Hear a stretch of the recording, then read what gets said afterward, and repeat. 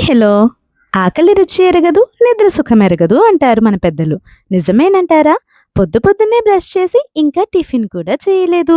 పొద్దున్నే మన బుడ్డోడు ఈ పిల్లిని తెగ పిలిచేస్తున్నాడు.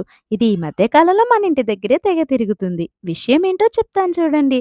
మన ఇంటి బయట షేడ్‌లో 2 పిల్లల్ని తీసుకొచ్చి పెట్టిందన్నమాట. ఎలా ఎక్కించిందో తెలీదు కానీ, ఇవాళైతే మాత్రం ఒక పిల్లిని బయటకి తీసుకొని వచ్చింది. ఇంకా అలా జాలిగా చూస్తుంటే ఇంక నేను తినకుండా దానికైతే అట్టముక్కలు వేస్తున్నా.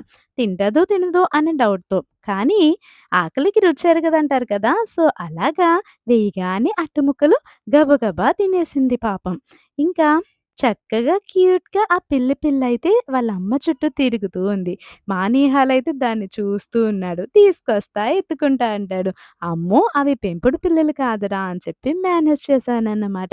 అమ్మా నువ్వు తినేసింది చాల్లే ఇంక నా చిన్ని బొజ్జ కూడా నింపు అని చెప్పేసి వాళ్ళ అమ్మ దగ్గరికెళ్ళి పిల్ల కళ్ళు మూసుకొని కొన్ని పాలైతే తాగేసిందనమాట. ఇంకొక పిల్ల ఆ షేడ్ మీదే ఉంది.